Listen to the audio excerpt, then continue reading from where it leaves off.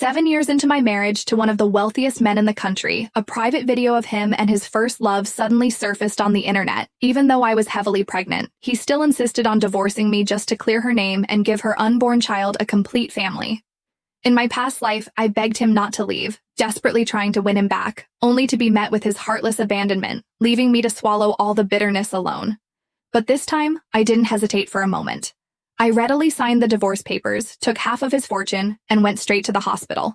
He thought I was still as devoted to him as before, that I would use the child as leverage to cling on, so he even resorted to extreme measures to ensure his first love's child received all his fatherly love. But when he finally learned the truth, he completely collapsed. Reborn, meeting Adrian's gaze again, listening to his cold, threatening words, my heart remained calm. I picked up the divorce papers and said, word by word, I'll sign this, but I want 60% of our joint property. He stared at me intently, his eyes as if looking at a madman. What do you need so much money for? Buy me a stable life for the rest of your days. Everything you have now is thanks to me.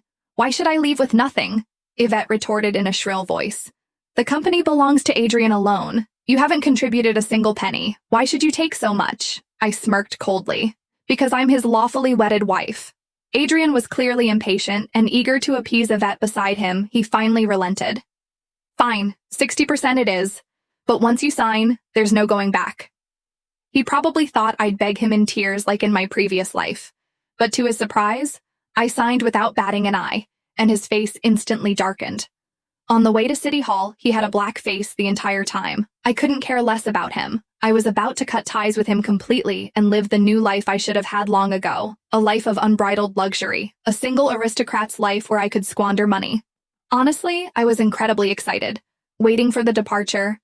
After the marriage, the first thing I did was terminate the pregnancy. I didn't want anything to do with Adrian anymore. Once I recovered, I'd fly to Calcin and find a tall, handsome, romantic young man. Someone who could heal all my heartbreak and let me enjoy life to the fullest. As soon as we stepped into the city hall, I eagerly signed the papers. Adrian, however, hesitated. The pen lingered on his fingertips for a long time before he finally signed. I handed in the documents and turned to leave, but Adrian chased after me. Larissa, slow down. You're pregnant. Be careful. The baby can't be harmed. I froze, as if struck by lightning. How did he know? In this life, I hadn't told anyone. Could it be that he was reborn too? Before I could think further, Yvette snorted coldly behind him. She's pregnant?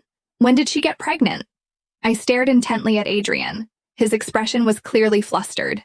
He suddenly grabbed my wrist. I just found out myself.